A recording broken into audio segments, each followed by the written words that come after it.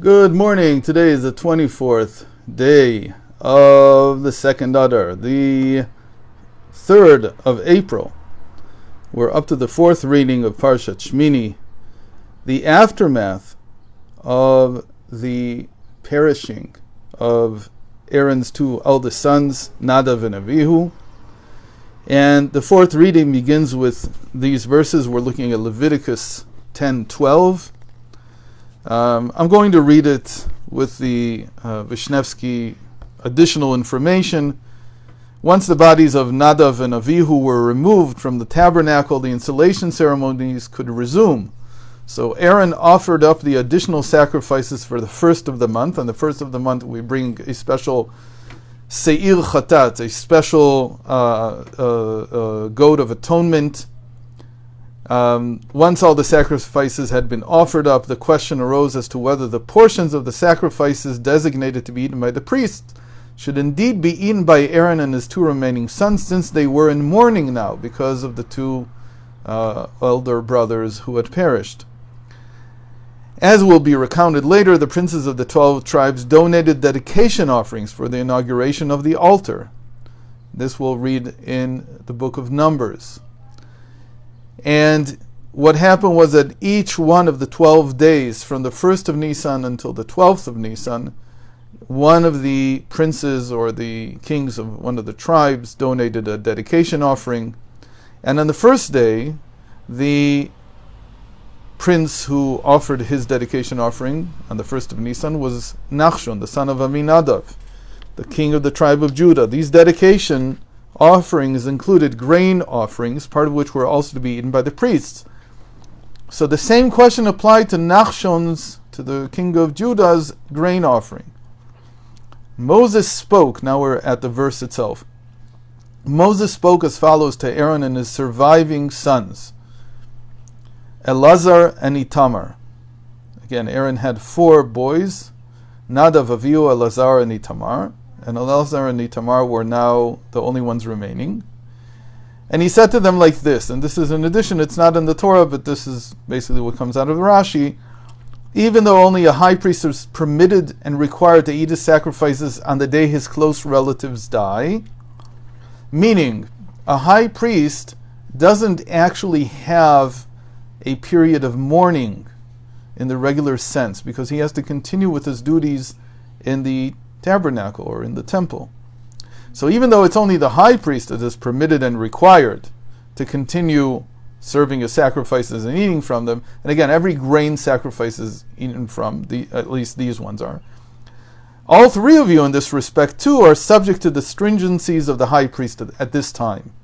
You must therefore all eat the portions of the installation grain offering that was part of their installation as priests, and of the dedication grain offering of Nachshon, the son of Aminadav, that are designated to be eaten by the priests. So he says to them, take the portion of the grain offerings left over after their memorial portions were burned up as God's fire offerings. There is a part that's always put on the altar, and eat them as unleavened loaves. You must eat these grain offerings near the altar within the tabernacle precincts, for they are sacrifices of what we call Kodesh Kodashim, or Holy of Holies, superior holiness. And now he says to him, you must eat them in a holy place, because holy place means in the courtyard of the tabernacle, because they are sacrifices of superior holiness, and for the same reason, the priest's portions are only your portion and your son's portions from God's fire offerings, but not your wives' or daughters' portions. They also would receive a portion. In this case, you don't eat that. Elazar and Itamar must eat them, even though their brothers died today. For so have I been commanded by God that today is an exception to the rule. So there's this phrase here, they are your portion and your son's portions. Chokcha v'chok banecha. So there's 2 phrases we're going to focus on. And again, this is the 4th reading. The 4th reading, we've talked about this in the past, that the 7 readings correspond to the 7 sfirot, to the 7 emotive sfirot, from loving kindness down to kingdom. So the 4th reading corresponds to victory or eternity, netzach. And so we want to connect all these things together. So let's start reading. And again, I'm reading from the article that hopefully will be up on the Patreon account, patreon.com/galeinai, a little bit later. At the beginning of the fourth reading of our Parsha mentions that Elazar and Itamar are Aaron's remaining sons. The expression remaining sons, Banecha Notarim, is a direct association with the Sphira of victory, eternity, Netzach. Why? Because the Talmud writes that every son is described figuratively as his father's leg. Bra kara de abua. This is an Aramaic phrase that appears in the Talmud. And what is it saying? It's saying the son is the extension of the father, but you could be an extension. Maybe you would be your father's hands. Maybe you'd be his head. The Talmud says the son is his father's leg. Now this is a very important statement that the Arizal, Rabbi Isaac Luria, takes, and he uses it to build a great deal of his understanding of how the different partzufim, the different, what we call personas, in the Kabbalistic scheme, there's 12 different personas altogether, how they relate to one another. So one of them is called Zah, Ze'er Anpin, the small countenance. And the small countenance, Zah, is dependent on, he's a persona, and he's dependent on the father and the mother. There are also personas, Abba and Ima. And there's a very interesting thing in Kabbalah that says that the child receives from the parent's legs. Now, the way we interpret this, and when we teach Jewish psychology, is that what this means is that children see the parents' legs, not their heads. What does that mean? The legs symbolize the habitual aspect of life. The head symbolizes, of course, the conscious and willful part of life. Children do not see us, their parents, as willful, thinking creatures. Why? Because they simply can't. There's no simple way that a child can know what in the world is in my mind when I do something. They don't understand my intention. All they see is my actions. And so they see my actions, they learn from my actions. There's a famous dictum that says, don't do as I do as I say. That doesn't make any sense to any child. You can't work that way. Children learn first and foremost from the actions of their parents. And only later in life, hopefully later in life, when they are parents themselves, they begin to understand that there was an intention behind. But they can't receive that intention when they're growing up.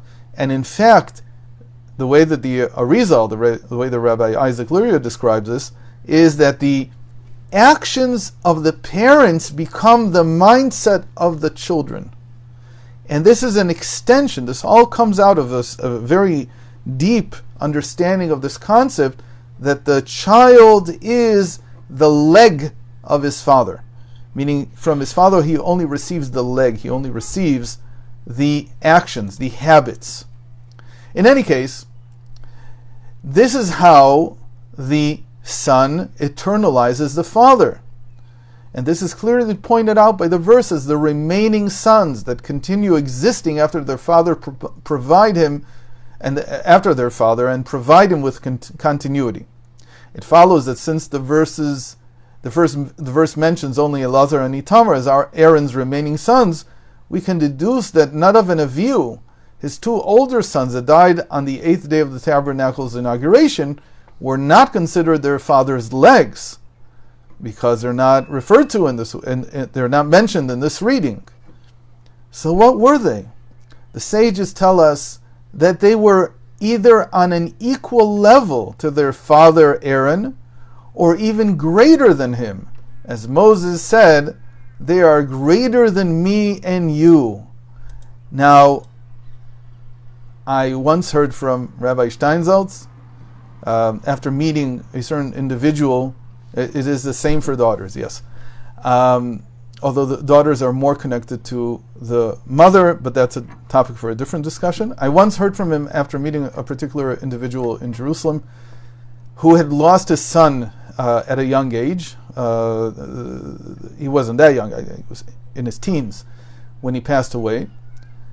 And he told me then, and then I heard it again from, if anybody knows, Rabbi Heshi Weinreb, who is the Rabbi Emeritus of the OU, the Orthodox Union in the United States. I heard the same thing. He is a therapist. He has a doctorate in clinical psychology. They told me the same thing, both of them, that the most difficult type of loss that a person can have in his life is losing a child. And what this actually tells us, again, we didn't write this up in the article. I thought it was a little bit too sensitive. But what this tells us is that parents who lose children need to know that the reason that the children cannot continue them, I'm talking about a child who did not have children of his own, who was lost at a younger age or just didn't have children yet, it's because they're not their legs. They're actually greater than them. So sometimes this happens for whatever reason that the divine providence so decides that the children are greater than the parents. They're not the continuation of the parents. In fact, in a certain sense, the parents are almost a continuation of these children. But that's a very deep point to meditate on and to think about. And at some level, I think it offers some kind of comfort to parents to know that these children were greater than they were. And this is exactly what Moses says to Aaron. They're greater than me and you. They're not from the generation after us. They're actually from a previous, more primordial place. And so there was no ability for them to continue you or me. So that's a very important point that comes out of this, that Nadav and Avihu are not mentioned in the fourth reading. The verse then continues saying, take the remaining grain offering. Rashi comments that this was the grain offering of the 8th day and the grain offering of Nachshon. We just mentioned this. Numerically, this is very interesting, the value of the two phrases, the grain offering of the 8th day, this is an exact quote now from Rashi, the grain offering of the 8th day and the grain offering of Nachshon, in Hebrew we would say Minchat Shemini, Minchat Nachshon, is 1820. The number of times God's essential name Havaya, the 4-letter name, the Tetragrammaton, appears in the Pentateuch. Therefore, it can be said that the remaining grain offering, which is really referring to 2 grain offerings, again alludes to Elazar and Itamar, the remaining sons. Later on in the 5th reading, we find the same phrase, the remaining sons of Aaron, Bnei Aaron HaNotarim, but without the letter Yud needed to complete the plural form. So it actually looks like Hanotarim is without a Yud. It looks like it's in the singular form. This is meant to suggest that the remaining sons are as one. And the numerical allusion connecting sons with grain offerings are the 2 times son, Ben is equal to 52, 2 times 52 is 104, is equal to a grain offering, Mincha, which is equal to 103, plus the inclusive one, the so-called kolel, that becomes 104. And grain offering also equals sons plus the inclusive one. This time we add the one to banim, the sons, the plural of banim. There's a few more things here, very interesting points, but we're over our time, and I suggest reading the rest of the article on Patreon. Thank you for joining me. All the best.